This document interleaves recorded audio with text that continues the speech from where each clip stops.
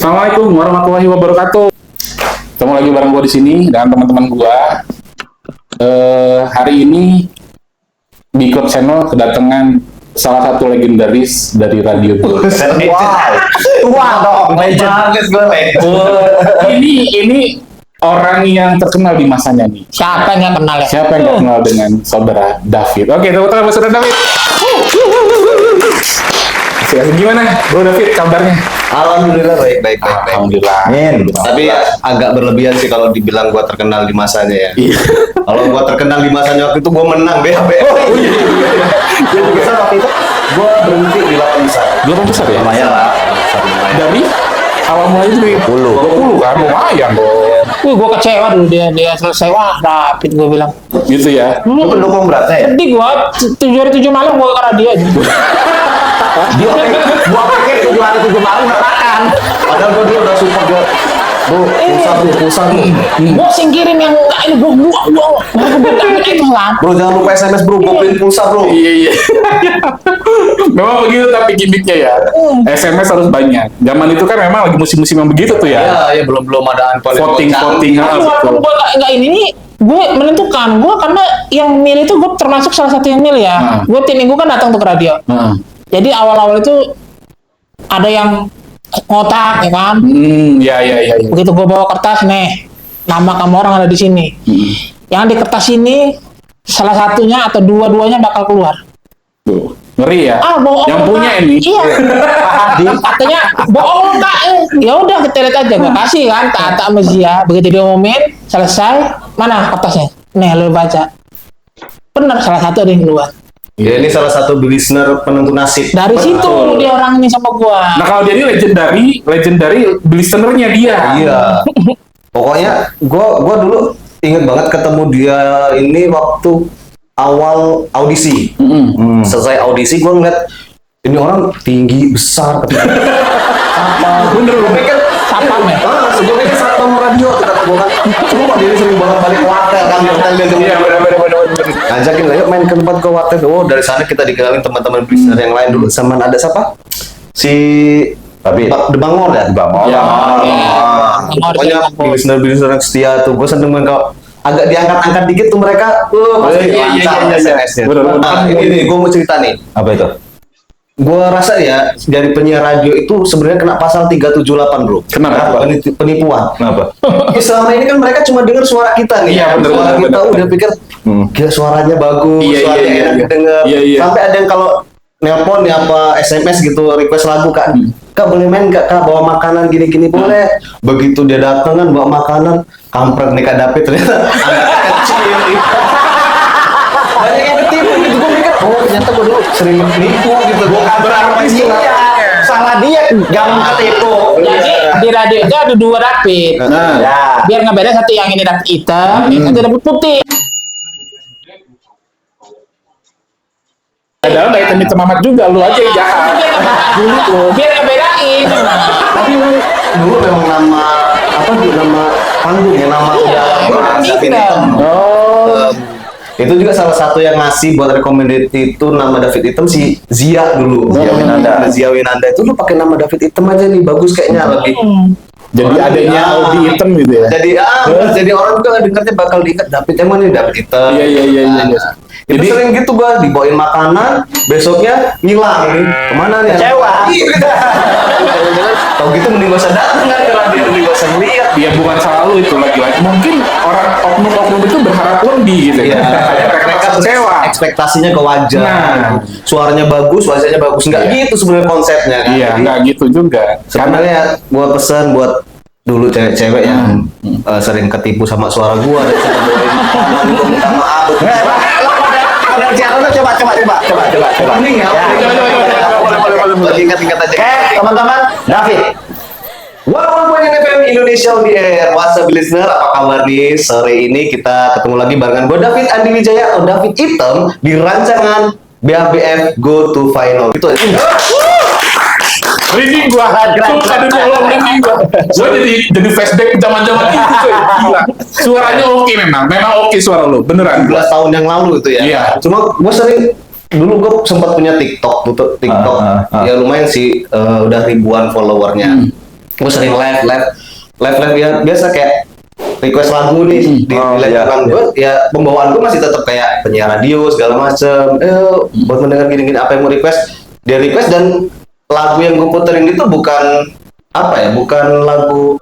Misal dia request lagu apa, terus gue puterin pakai YouTube atau MP3, enggak, gue karaokean langsung ya. Ya, paham. Kayak kita tadi ya. Iya. Kebetulan kan kita hobi nyanyi. Nah, nanti kapan-kapan boleh. Tapi suara lu memang komersil. Gua keren sih. Wajar kalau sana banyak wanita jatuh cinta di zaman itu. Ini salah satu yang agak menjatuhkan. Enggak. Suara lu komersil. Tapi sama lu wajar gua. Bukan. Memang suara lu oke banget. Oke banget itu. Memang apa ya? Untuk anchor ya, untuk pembawa acara, penyiar dan sebagainya, oke banget suaranya. Sumpah, kalau dibandingin suara gua kan cempreng ya. Bagi suara gue cempreng, suaranya bulat gitu, laki gitu loh. Suara gua ya? Apa gitu lo? Cempreng banget. Suara dia ini kan udah bisa kita cirain ini kan. Bener. Nggak kelihatan orangnya, nggak kelihatan, tapi begitu dengar suara juga. Pak nih. Tapi lo pertama kali ketemu dia langsung ketemu fisik ya? Iya. Oh, gua pertama kali itu kan denger dia suara, gua kira dia perempuan. Banyak yang ketiga. Enggak, sebenarnya kan zaman gua STM dulu kan, STM ya. SMK 2. SMK 2 Unila sana kan. Itu memang kerjaan gua sama teman-teman tuh kalau jam istirahat, jam apa, bukan ke kantin. Jadi kita ke kayak di STM itu kan banyak bengkel tuh. Iya. Zaman handphone apa ya? 3310. Oh iya, betul. Ada radio kita. Iya. Udah kan dengerin radio, Glory segala macem. Flashback gua langsung Pokoknya kalau ada yang request telepon atau apa, dia kan pasti duluan nih. Iya bener. Ya karena dia punya wartel kan. Saya penasaran doang, cepet banget. Kita aja rebutan. Pokoknya KBU itu gue segel. Siapa yang jalur Itu terus? KBU buat gua. Dulu Uka, terus namanya kan sering ganti-ganti. Ganti-ganti. Betul. Orang yang sama nih. Begitu gua ketemu fisik, abis kita audisi itu dia ngajakin main ke wartel dia kan. Anaknya asik segala, dari situ kita. Iya. Akur sampai ya ujung-ujungnya di 8 besar gua selesai, tapi kita masih sempat main sampai sekarang juga masih komunikasi. Ya, jadi gue mau kasih tahu teman-teman dulu sedikit nih bahwa David ini dulu salah satu dari kontestan BHBFB host Bioli FM. Itu salah satu rancangan Bioli yang mencari anak-anak remaja yang punya keinginan untuk menjadi host di radio. Mereka mencari itu gitu. Ya, waktu itu kan zaman-zamannya AVI ya, Akademi Fantasi Bersiar dan sebagainya. Jadi konsep itu diadopsi dengan Bioli untuk cari tenaga-tenaga host yang baru gitu. Salah satunya David, cuma seperti yang tadi diceritakan bahwa David ini berhenti di 8 besar dari 20 kontestan yang terpilih waktu itu. Nah, berarti dari cerita lo mengawali itu dari pendengar. Iya. Bener ya? Dari pendengar. Oh, jadi dreams come true boleh dikatakan ya. Tapi keren banget sih menurut gue. Gue juga punya rasa yang sama bahwa wah kayaknya asik nih gitu kan jadi host di radio gitu segala macem. Tapi gue nggak punya keberanian untuk ikut.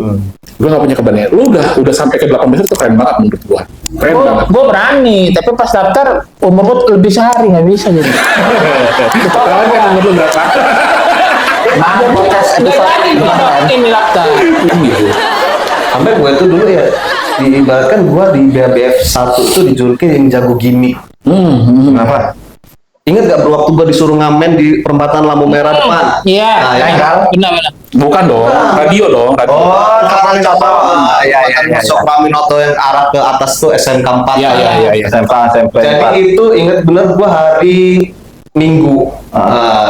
Di pengumuman sebelumnya pokoknya udah ada pengumuman lah, peserta harus kumpul sebelum jam 1 itu harus udah di radio karena mau ada briefing segala macam ini segala macam, karena kan malamnya kalau nggak salah Sabtu, nah malam Minggu itu ada, setiap malam Minggu itu eliminasi ya bro. Iya benar. Jadi hari Sabtu itu harus datang sebelum jam 1 di radio, pokoknya jam 12 lah minimal sudah datang.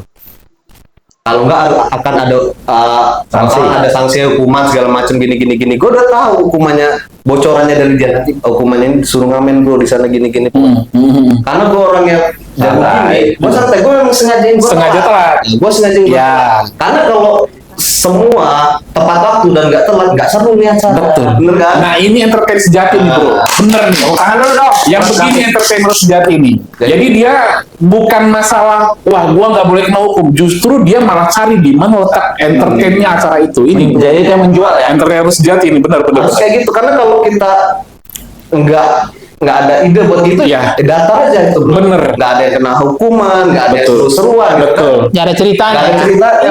Betul. Gua sengaja gua telat, gua datang jam 1 lewat, wah gini hukumannya ngamen di Iya. depan. Sendirian itu ya. Ramean sih, cuma yang lain kan nonton di samping. Pikir gua kan gua kok ditantangin kayak gitu kan. Ya, ayo gitu ya. Ayo kata gua. Pokoknya seru lah, seru Bukan cium malah tertantang. Ya di tahun-tahun itu seru bener. Banget sih. Pengen kan ngulang lagi tuh. Wah itu keren banget sih memang masa-masa itu. Aduh. Itu dikasih gitar ya Fit ya. Di lampu merah. Kicik kan, nggak tahu sampai pokoknya yang buat pokoknya udah disiapin dari Pakai keyboard. Kicikan botol. Iya.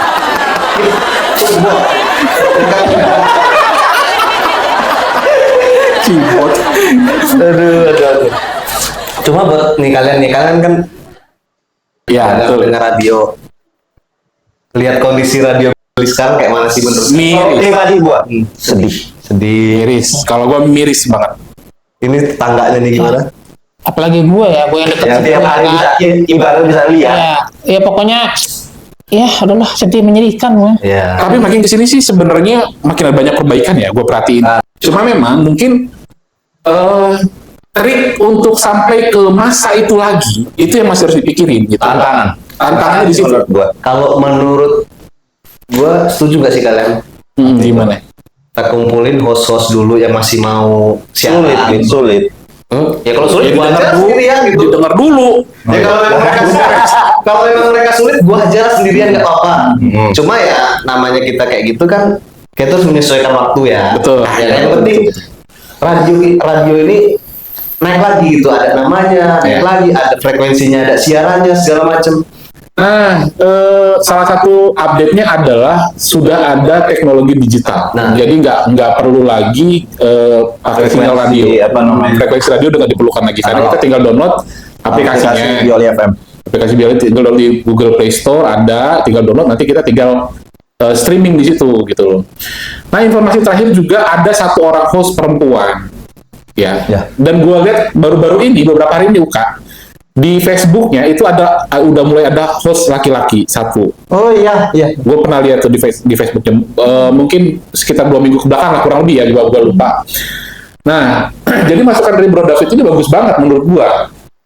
Kenapa nggak dicoba gitu? Coba aja dulu, kolaborasi aja dulu gitu. Iya. Kolaborasi aja. Ya gini menurut gua karena kita ini berdiri berdasarkan hobi dulu. Betul. Kalau kita bicara hobi kita dulu di 17 tahun yang lalu, kita pengen bioli kayak yang dulu lagi, rame segala macam, terus pendengarnya banyak, musik-musik Indonesia kan, Betul. yang lainnya Betul. naik lagi gitu. Ya udah sih kenapa enggak kita kolaborasi dulu dengan orang-orang ini yuk. Berjuang dulu ya. Berjuang dulu. Atau ada nanti Bioli Podcast. Nah, kan bisa lewat Spotify itu biasanya ada kan, terus di aplikasinya Bioli juga nanti bisa ditampilin gitu kan. Ya udah orang-orangnya dulu nanti terjadwal aja kita buat jadwal. Gak usah ngomongin materi dulu lah. Iya benar. Ya kan? Benar. Gitu. Ya kita siap dari dulu kok. Dari dulu kami ini siap gotong royong gitu. Benar. Event Bioli itu di ready dan lain sebagainya. Kami tuh yang kegiatan charity-nya, apapun kegiatan Bioli, ya karena memang kita klik ya dengan host. Selama kita bisa pasti Selama kita bisa, pasti kita bantu. Iya. Kita ini tim sukses semua loh, dan tanpa bayaran gitu lah. Ya mana tahu lah. Ya. Kita perlu coba segala aspek kan, iya kan. Kita nggak tahu aspek mana yang bakal ngebantu nge-up lagi gitu. Coba-coba aja nggak jadi masalah sih kalau menurut gua. Pit, kerjaan gimana, Pit? Alhamdulillah pengusaha bos kan. Rumah sakit masih? Hobi itu. Oh iya. Enggak sih sebenarnya. Kawan-kawan gue sana sehat kan? Gua rawat dengan sepenuh hati. Pengalaman Seperti Malika ya. Pengalaman gitu gimana, Pit? Ya mungkin kemungkinan teman-teman di luar sana belum ada yang tahu nih. Bahwa 2007 selesai siaran radio, gue sempat kerja di mana-mana nih sebelum sampai yang sekarang sekarang gue sempat jadi kasir Indomaret. Oke. Sempat kerja di farmasi sampai ujung-ujungnya tahun 2009 itu orang tua gua ada rezeki, gua kuliah masuk perawat, lulus 2012 karena D3 kan, cuma 3 tahun, lulus 2012 sampai 2012 sampai sekarang gua kerja di rumah sakit jiwa. Jadi perawat rumah sakit jiwa ya, alhamdulillah. Yang di kurungan nyawa ya? Ya, benar, alhamdulillah ya, seiring berjalannya waktu nggak ketularan. Makanya apa sih kayak bocah itu maksudnya ya dulu. Iya. Dulu sempet, cuma kan untung belum parah. Belum parah. Tantangannya apa di sana itu? Tantangannya kalau merawat pasien gangguan jiwa ini kita sama aja kayak jaga lapas, bro. Kenapa gue bilang jaga lapas? Cuma bedanya kalau yang di lapas kan dia Kejahatan. orang sehat, Orang sehat, yang ya. akal pikirannya Jalan. masih Iya. Normal. bisa dipakai. Iya. Kalau di rumah sakit jiwa itu orang dengan gangguan jiwa yang suatu saat Bisa marah. iya, kalau Macam. tergantung kondisinya sih. Kalau dia kondisinya RPK, perilaku kekerasan, Heeh. RPK itu resiko perilaku kekerasan. resiko perilaku kekerasan. Nah, itu gejalanya amuk, gelisah, melukai diri sendiri, menyerang orang lain segala macam. Terus ada juga yang gangguan sensori, persepsi, halusinasi. Itu yang sering ngomong Wah, ini bahasnya udah mulai medis nih guys. Ada Ya, pengalaman, dia apa menambah ilmu Iya, kita juga ya. benar. Biar pinter lah kita nambah. gangguan sensori, halusinasi itu ada banyak, bro. Penglihatan, pendengaran, pengecapan, sama perabaan. Itu ada masing-masing. Kalau pendengaran dia sering dengar suara bisik-bisik. Oh, iya. Asik ngobrol sendiri. Berarti itu bagian dari halusinasi ya? Ya. Terus juga isolasi sosial. Nah, oh, Yang lebih sering mengurung diri, Iya. menyendiri. Kalau ngeliat orang takut, malas berkegiatan di luar, dia pikir ngapain sih gua harus keluar campur orang lain? Ya.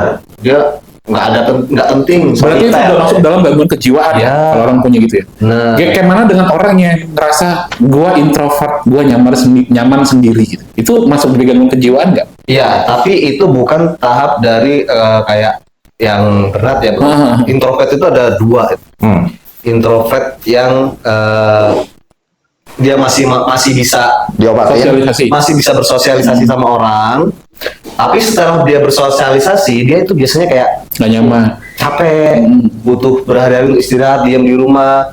Ada yang benar-benar yang dia nggak mau sosialisasi sama sekali ke orang gitu loh, kayak ketemu orang aja dia Males. bukan malas, dia mau ketemu orang cuma hanya untuk kayak ya sekedarnya Basa-basi aja. basa-basi aja, habis itu udah masuk lagi ke rumah. Iya. Atau masih mau dia kayak diundang ke acara, ada mungkin di tempat dia ada acara yasinan atau acara Masih mau datang. masih mau datang, tapi nggak untuk ngobrol dengan orang ya. Selesai acara bubar pulang. Iya, istilahnya Gitu ya. sendiri dalam keramaian gitu. Iya, Dia diem benar, gitu. iya. Ya gua ada Yang lain ngobrol kenalan. dia sendiri. Ada sih gua kenalan itu.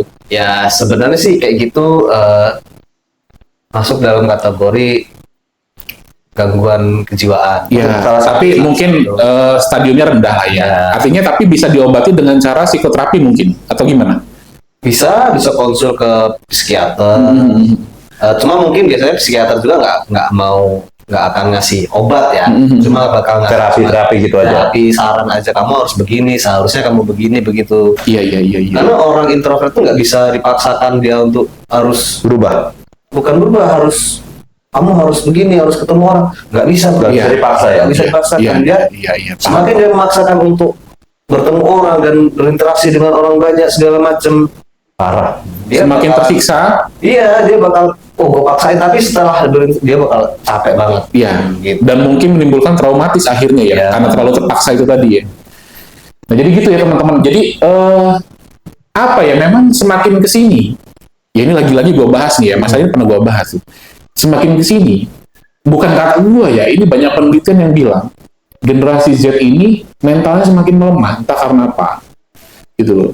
Jadi ada yang mental illness lah, ya gampang banget terserang mental illness gitu kan. Nah terus ya mungkin banyak efek dari kehidupan pribadinya mungkin ya, yang gue juga nggak tahu, gue nggak kompeten untuk dunia itu. Yang mana ini butuh sentuhan medis sebenarnya. Jadi teman-teman jangan merasa khawatir, jangan merasa takut untuk konsultasi ya ke orang-orang yang memang kompeten di bidang itu. Contohnya tadi psikolog, mungkin Ya, psikiater. psikiater. Jadi harapannya segala gangguan apapun itu stadiumnya belum terlalu parah, belum terlalu tinggi, tapi bisa disembuhkan gitu. Supaya mental teman-teman ini juga kuat gitu kan. Kita nggak usah jauh-jauh ngomongin sampai introvert segala macam. Gangguan pola tidur itu udah termasuk gangguan mental juga. Oh. Serius. Masuk Surya. Nah, apa dia tidur terus? Tidurnya tengah malam Terus ya justru Kalau Surya tidurnya kebanyakan tuh itu udah tanda-tanda. Nah, emang. Oh, kebanyakan tidur tanda-tandanya? Atau kurang tidur? Atau susah tidur? Yang lebih spesifik sih susah tidur. Susah tidur. Ya, susah Ini tidur. susah tidur emang. Jadi jangankan orang yang gangguan jiwa ya, orang normal aja. Kalau kita susah tidur, kita kurang tidur, emosinya labil, ya kan? Kita perhatiin aja pagi-pagi di jalan, orang yang kena macet terus nggak sabar, Kesel ya.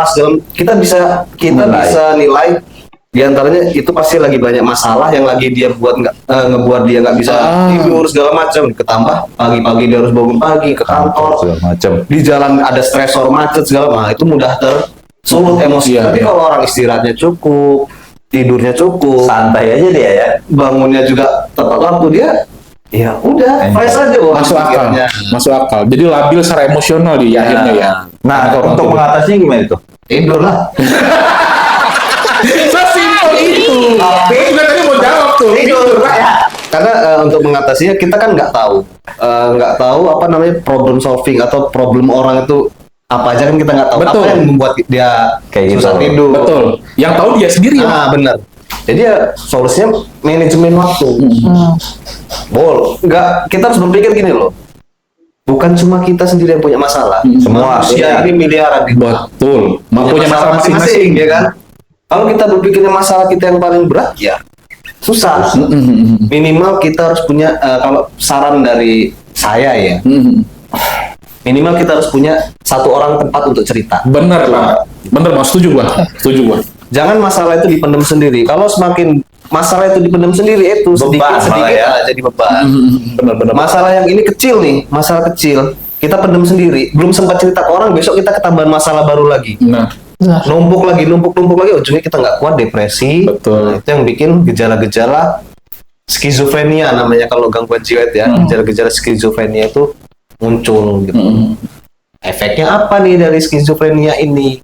Muncul yang tadi itu, resiko perilaku kekerasan, halusinasi, isolasi sosial, tergantung mana nih yang lebih dominan ke dianya. Gitu. Tapi kalau masalah anak-anak Gen Z sekarang nih ya, menurut gue sih mereka ya cuman berlebihan aja menanggapi. berlebihan menyikapi. Sebenarnya mah nggak selemah itu mereka gitu ya. Kalau mau dibandingin kita yang zaman dulu, orang-orang yang Oh, ibaratnya jauh beda. milenial, kita ini maksudnya milenial. Iya. Milenial kan ya. Permasalahan apa yang nggak berat dihadapi milenial? Iya benar. Ujian nasional, Betul. ya kan? PR Sekarang udah nggak ada. Ada, Ya kan? bisa. Betul. Ujian nasional, PR matematika. Sekarang enak PR matematika, nggak bisa ngerjain kita lagi. Lihat handphone, ya kan? Caranya ada, Oh, ya iya kan? bener sih. Masuk akal sih itu, masuk akal. Kalian ngerasain nggak sepatu udah sobek-sobek, pengen beli sepatu, kita Nggak minta punya ke duit. orang tua nggak punya duit. Iya benar. Hah? Ya kan? Kalau sekarang orang tua nggak punya duit, ya udah sih mah beli dulu pakai pay later, bayar nanti ya. bulan depan. Intinya memang mereka selalu merasa diri mereka ada masalah sekecil apapun dianggapnya sudah wah berat banget nih masalah gua begini begitu. Sok tua kamu deh. Tapi pasien 1 sampai 100% yang sembuh. Nah nih, ini kadang ada orang beranggapan kok di pasien gangguan jiwa ini nggak bisa sembuh nih, harus minum obat terus menerus. Ya, memang kategori sembuh dalam pasien gangguan jiwa ini dia nggak bisa kembali ke 100% normal, Bu. Tetep. Gua Jadi- pikir bisa. Bisa kembali sembuh dengan catatan dia harus rutin minum obat.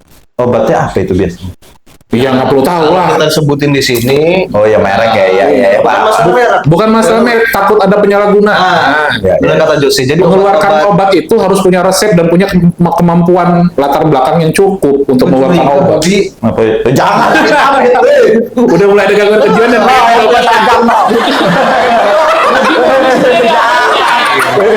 udah mulai masak dia. Gua udah sembuh. obatnya apa? Lu jangan-jangan Bener semua gitu kan yang diomongin.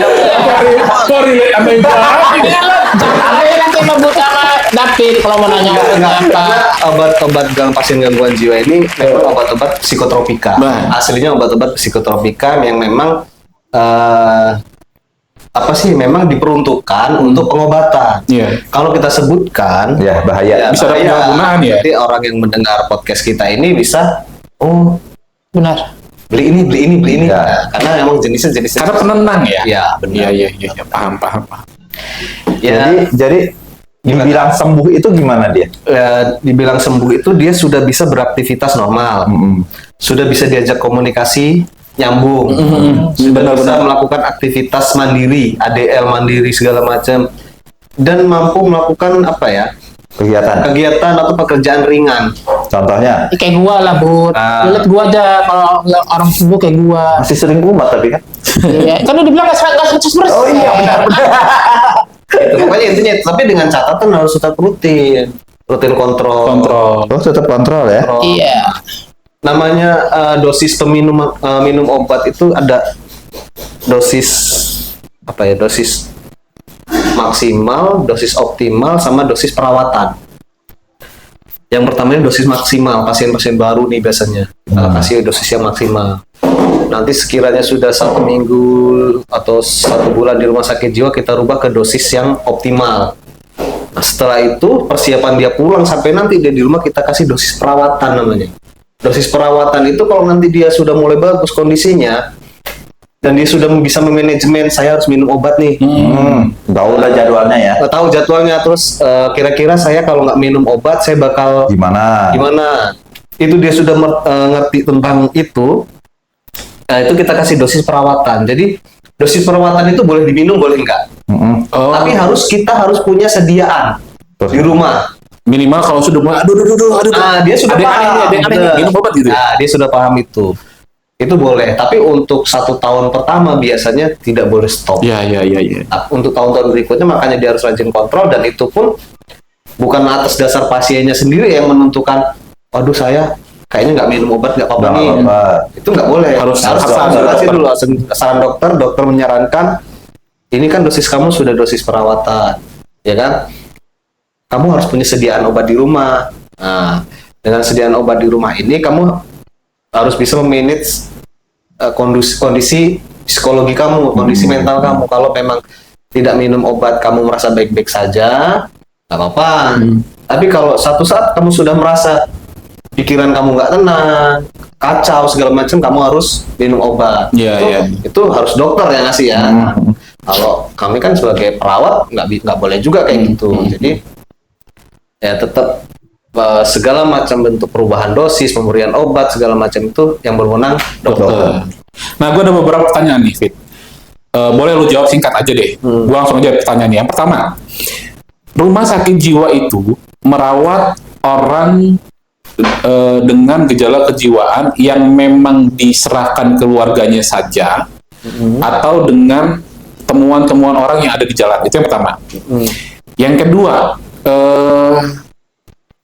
jumlah pasien yang ada sekarang itu antara perempuan dan laki-laki kurang lebih berapa persen ininya ya? Apa namanya? Laki-laki berapa persen? Ya, jumlah pasiennya betul. Jumlah total gitu ya. Dari jumlah total. Terus yang ketiga, separah apa yang pernah lu temuin dan pernah punya pengalaman sampai yang orang ngamuk yang justru berimbas ke lu sendiri ya, gitu ya, atau ke teman-teman perawat gitu yang mungkin mukul atau apa, pernah nggak? Ada 3 itu coba. Ya pernah. Kalau yang pertama tadi tentang apa? Yang diserahkan keluarga aja atau yang termasuk orang yang temuin di pinggir jalan? Dinas sosial. Untuk di rumah sakit jiwa ya, itu syarat pertamanya bisa dirawat itu harus ada anggota keluarga yang bertanggung jawab. Oh, sudah jelas. Ya paham. Ada keluarga yang mengantar. Ya. Karena terkait nanti si pasien ini setelah sembuh harus pulang dong ke Iya, keluarga. betul. Kalau untuk pasien-pasien yang temuan atau misal kayak gelandangan segala macam itu, ya bisa, tapi harus ada penanggung jawab dari pihak dinas sosial. Iya, setelah mereka ada perbaikan, siapa yang mengurus ya? Kemudian kemana benar, nih? masuk akal. Gitu. Masa mau kita bukain pintu tuh udah. Lagi-lagi. Balik lagi dong. Nabrak lagi dari pasar. Jadi memang harus ada kerjasama sama dinas sosial. Oh iya betul. Dinas sosial nanti setelah pasien ini sembuh, nah dinas sosial kan punya tempat-tempat tuh kayak panti rehabilitasi atau penampungan gitu, segala macam nanti dibawa sama pihak dinas sosial lah, itu ranah mereka kan ya. Nah, terus yang kedua pertanyaan tadi antara pasien Laki-laki dan perempuan. Tingkat stresor laki-laki itu lebih besar daripada perempuan, bro. Karena beban Betul sih. semua berada di pundak dan Laki-laki. pikiran laki-laki kan ya. Ya bukan berarti lu harus ikut gila, Bud. Enggak. Terus. Jadi tapi nggak menutup kemungkinan juga perempuan juga bisa, karena memang perempuan ini lebih berbicara kita ke Mental. apa sih namanya, perasaan ya, perasaannya lebih lembut, lebih mudah. Terserang. Ya, jadi kalau untuk persentasenya itu 60-40 lah di rumah sakit jiwa. 60 laki-laki, 40 perempuan. Bisa, ya perkiraan seperti itulah ya. Kalau untuk persentasinya 60-40. Karena di rumah sakit jiwa itu ruangan rawat inap laki-laki dan perempuan kan dipisah. Kalau digabung ternak namanya, Bud. Oh iya juga. Banyak Penangkaran ya. Penangkaran. Perasaan kemarin 2 hari baru 2, ini udah 4 gitu ya. Bukan rumah Kenapa sakit sih? jiwa. Penangkaran. Masuk akal. Jadi yang setahu saya kemarin sih di ruang rawat perempuan itu, di ruang melati namanya, itu sempat full. Penuh 25 pasien. Itu kapasitasnya 20. Tapi itu di satu lokasi. Iya, satu lokasi. Terus untuk di ruang ranap laki-laki itu juga ya sempat full sih. Kalau di ruang ranap laki-laki itu ada banyak ruangannya, bro. Ada ruang picu. Ruang picu itu ruang pasien pertama datang yang masih gaduh gelisah. Ya, awal ya. Awal nanti dari ruang picu dipindah ke ruang kelas. Dia sudah tenang nih, pindah ke ruang kelas. Tergantung dia BPJS-nya kelas 2 atau kelas 3. Wah, ada kayak gitu. Nah nih ya, saran saya kalau ada anggota keluarga dari teman-teman atau tetangga atau apa yang punya gangguan jiwa, segera dibuatkan BPJS. Oh, udah mulai di cover ya? Oh, udah dari dulu dong. Oh, dari dulu ya? Dari dulu memang tercover BPJS, jam kesmas, jam keseda waktu ada belum BPJS kan. Itu gangguan jiwa tercover. Karena kalau nggak punya BPJS, yang kaya bisa miskin bro, sakit gangguan jiwa.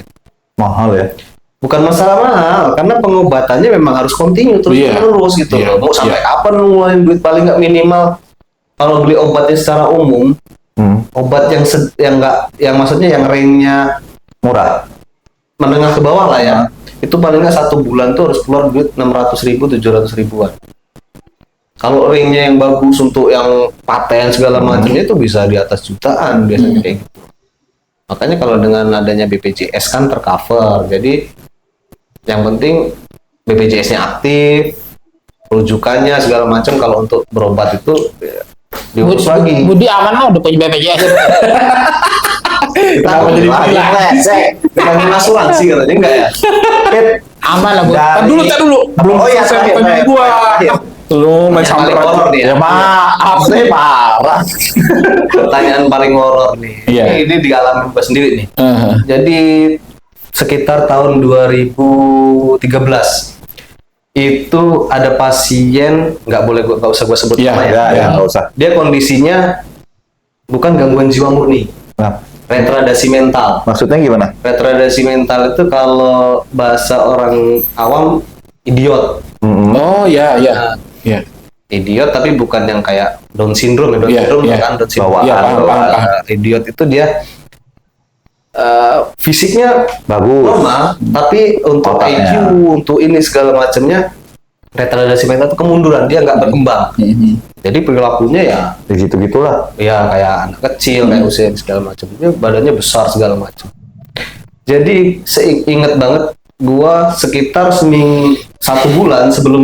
minggu sebelum kejadian dia nyerang gua, dia nyerang pasien lain.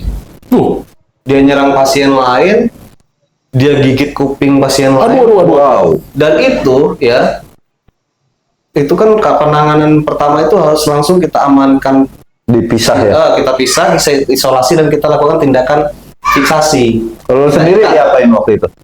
Gue waktu itu ya diseleksi masuk situ. Bukan, diserangin gimana? Makanya dengerin prosesnya. Jangan potong-potong aja. Dipotong. Jadi, waktu itu kan udah langsung gue ikat nih si pelaku nih, si yang nyerang nih pasien yang gelisah. Langsung kita lakukan tindakan pengikatan, fiksasi di ruang isolasi. Ini setelah gua ngikat, gua nyari nih sobekan kuping si pasien ini di kemana gitu. Sobek. Wah. Jadi saya cari nih, maksudnya masih fresh kan, mungkin bisa disambung. Iya. Kan? Kok nggak ada? Ternyata gua Dikunyah? dikunyah. Di parah, di mic test. Iya. Iya, lanjut. Betah ya. Menarik, tapi ini menarik. Nah, Pasang backsound yang bagus besok ya. sebulan setelah itu dia gelisah lagi nih pasien. Gelisah lagi, ngamuk lagi, pengen pulang, sebenarnya memang namanya kayak BPJS, jam kesdas segala macam itu kan ada masa hari rawat. Bisa. Maksimal itu 90 hari kalau untuk di rumah sakit. Jadi seharusnya pasien ini sudah boleh pulang nih, harus sudah pulang karena masa rawatnya sudah habis. Iya. Kondisi pasien juga udah stabil lah, cuma keluarganya nggak kooperatif ternyata. Mereka nggak mau jemput, nggak mau apa segala macam. Banyak yang begitu ya? Banyak. Jadi sebulan setelah kejadian itu dia marah kan karena nggak pulang-pulang, minta pulang, dia pikir gitu. Ya sabar, saya kasih makan nggak mau makan, saya kasih obat nih, waktunya minum obat sore sekitar jam 5 sore itu dia nyerang. Pokoknya Posturnya lebih besar nih. model kayak lo lah. Iya, benar dia. Enggak salah lagi. Enggak, kita bicara postur kalau Iya. postur lebih besar, dia lebih agak kecil dari Uka sedikit ya, pokoknya kayak lo. Benar kan? Itu posisi tangan gue udah ngalangin badan dia supaya nggak Iya. gigi dia. Aduh. Udah di daer. Gue ingat kejadian seminggu atau sebulan yang lalu, kuping aja putus apalagi leher.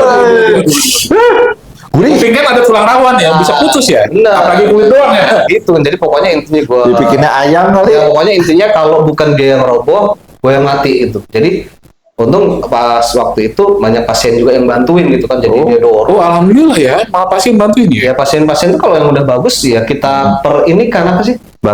Perbantukan, kita kasih aktivitas. Kadang nggak harus mereka dikurung di dalam aja kan, kita Oh, aja. yang udah sehat bisa bisa bebas keluar. berkebun, bisa di luar segala macam. Jadi itu saya robohin, saya ikat lagi. Pokoknya intinya ya itulah. Intinya resikonya jadi perawat rumah sakit jiwa ya kalau nggak kita kepukul pasien. Iya. Banyak. Kecilnya pasti kepukul lah. Ya. Kalau lagi ngamuk-ngamuk tuh kecilnya pasti kepukul. Kalau mukul kita nggak pernah ya. Iya. Dipukul iya. Mukul sering. Wah, luar biasa. Ini obrolannya obrolan serius nih guys. Banyak banget dagingnya ini. Ilmu pengetahuan yang mana untuk menambah wawasan kita tentang penanganan pasien-pasien dengan gangguan kejiwaan atau boleh disebut dengan nggak salah ya, kesalahan lagi. Udah nggak boleh soal nyebut itu. Apa itu? Nyebut apa? Kan udah ada undang-undangnya, nggak boleh nyebut G. Iya, harus ODGJ, orang dengan gangguan kejiwaan. Gitu. Nah sekarang udah mulai inilah kita alihkan pembicaraan nih ya. Serem, udah mulai serem terakhir. Dan jangan dikembangin lagi. Gue pengen tahu nih sekarang. Tadi ada bocoran. David bilang sekarang gua bisnis bro. Gue pengen tahu nih, bisnisnya apa nih? Tularin itu ke kita nggak apa-apa ini tuh. Jual beli. Jual beli apa? Jual beli. Oh. Ya, Pak Polisi nih. Kalau tidak mukanya. Karena gue bergerak di bidang kesehatan, jual beli ginjal. Wah, Mantap. Enggak. Saya juga buka toko ATK kecil-kecilan. ATK. Oke, ATK, tulis kantor. kopi, sama mainan-mainan anak-anak. Kebetulan rumah orang tua gua yang di kampung di Tanjung Bintang tuh nggak jauh dari kampungnya si Surya. Tetangga ya. Agak jauh sih, bilang tetangga juga enggak. Beda kampung gua sama Surya.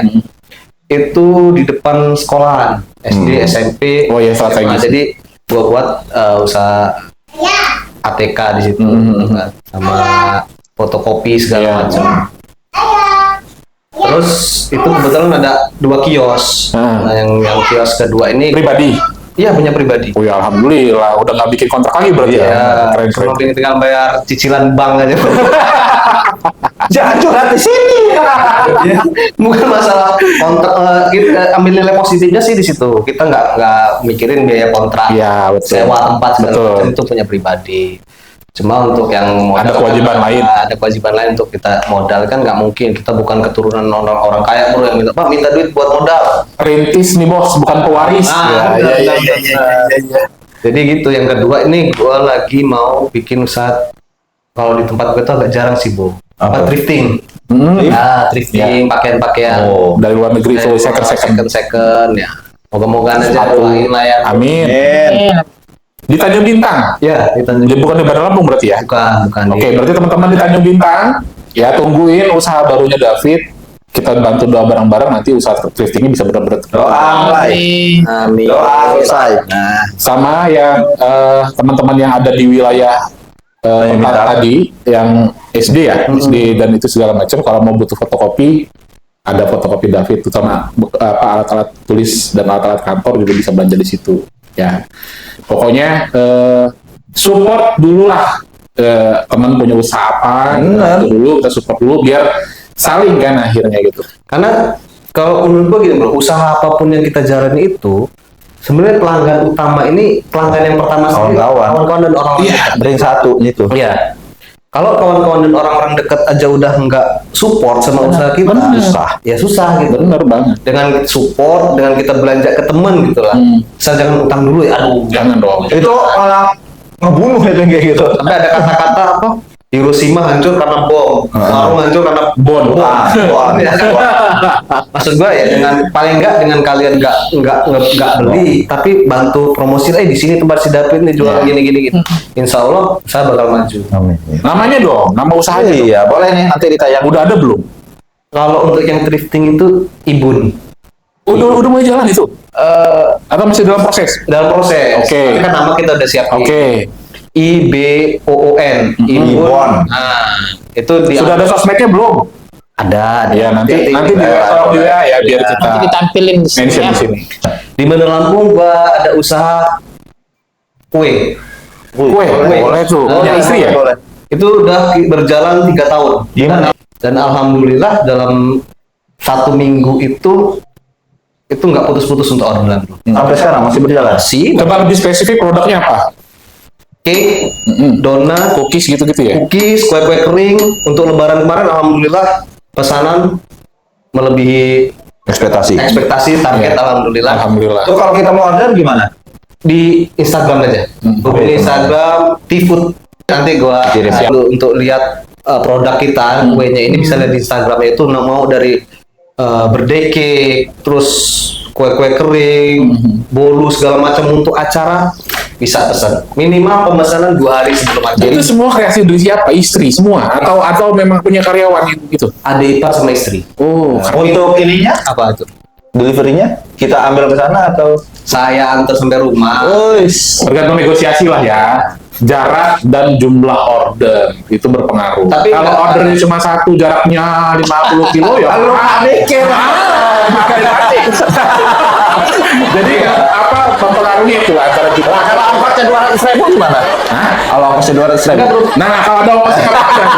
Mungkin. Tapi ini ya, gue kasih tau ya. Gimana? Yang untuk bisnis kue gue ini bukan di yang order itu bukan Lampung dan Bandar Lampung aja. Ini Hebat. Keren. kita udah kirim ke Tangerang, Padang.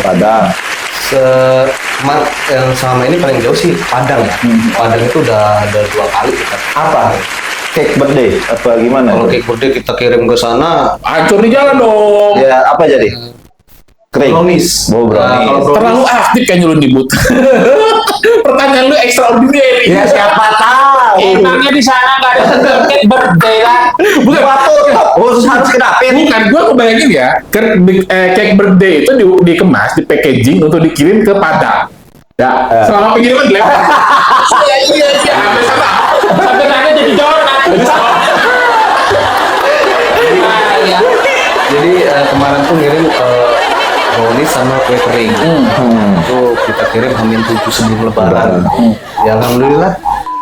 Tapi ya memang harus kayak di channel sini kan ya nggak melulu soal apa Radio, yang Bioli soal FM. radio, soal Iya. pokoknya apapun perkembangan di Provinsi Lampung, khususnya Benar. Kota Bandar Lampung, Benar. apapun komunitasnya, saran Ayo. gue sih ya. Ayo. Bener.